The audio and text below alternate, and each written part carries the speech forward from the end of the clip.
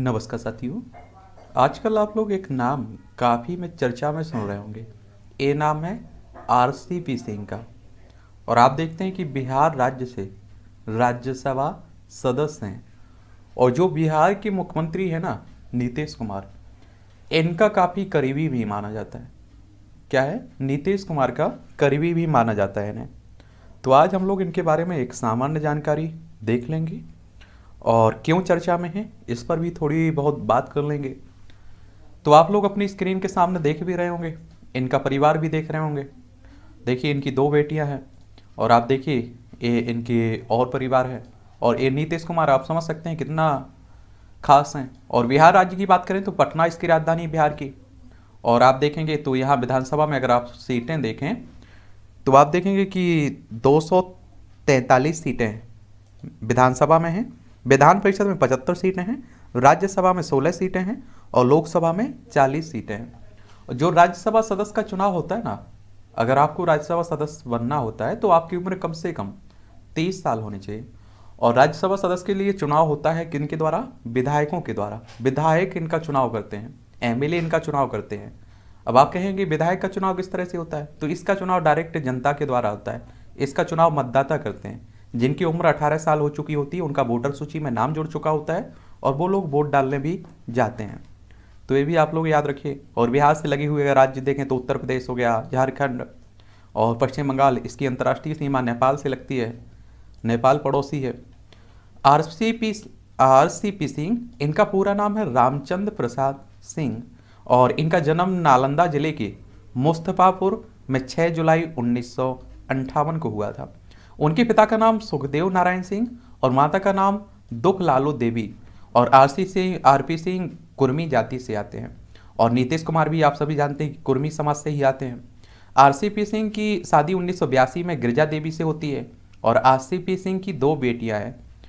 कितनी? दो उनकी बेटियां हैं। और उन्होंने अपनी स्कूली शिक्षा हाई स्कूल नालंदा की हुसैनपुर से की है। और उन्होंने इतिहास से बीए ऑनर्स में डिग्री हासिल की हुई है। वहीं दिल्ली के जवाहर विश्वविद्यालय से, नेहरू विश्वविद्यालय से स्कूल ऑफ इंटरनेशनल स्टडीज से अंतर्राष्ट्रीय संबंधों में परास्नातक किया हुआ है।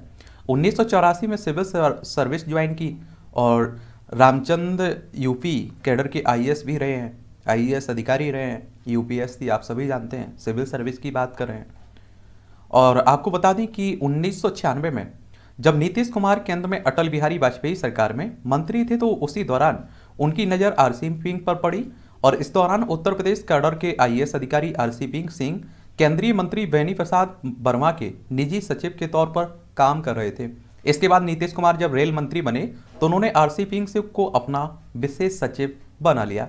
इसके बाद 2005 में जब बिहार में विधानसभा चुनाव के बाद नीतीश कुमार मुख्यमंत्री बने तो उन्होंने आरसीपी सिंह को दिल्ली से बिहार बुला लिया। और 2005 से लेकर 2010 के बीच आरसीपी सिंह नीतीश कुमार के प्रधान सचिव के तौर पर काम करते रहे।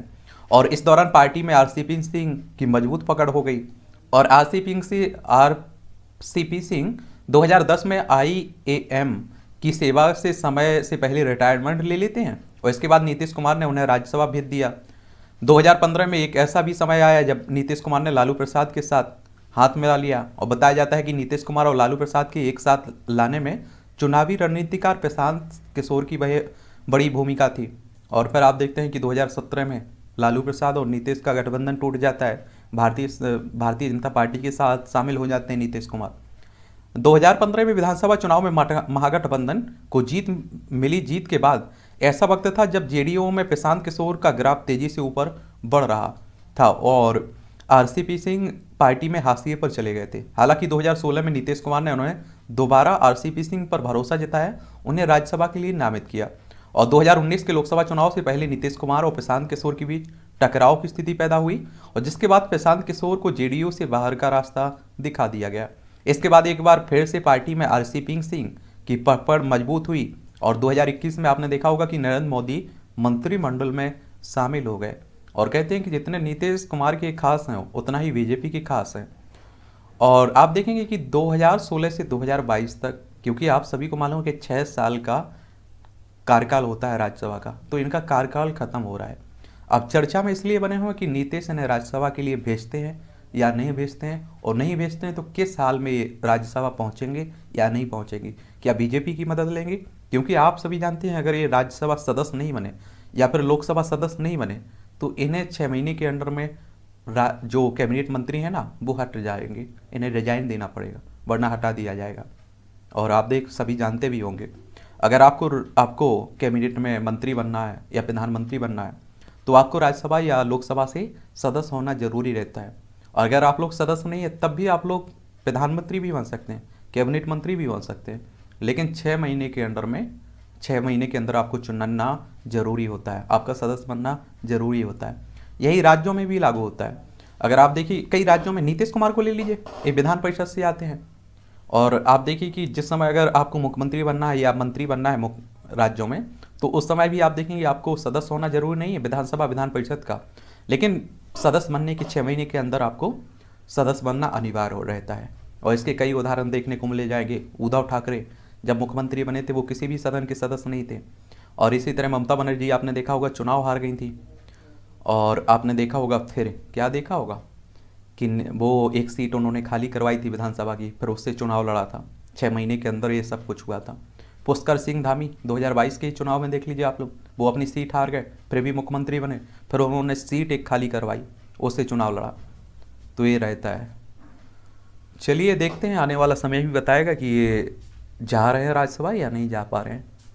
और इसके लिए सबसे अच्छी बात रहती है कि एक न्यूज़पेपर आप लोग पढ़ते रहा करिएगा, और वैसे भी आजकल मोबाइल का समय है तो देश दुनिया से वैसे भी जुड़े रहते हैं।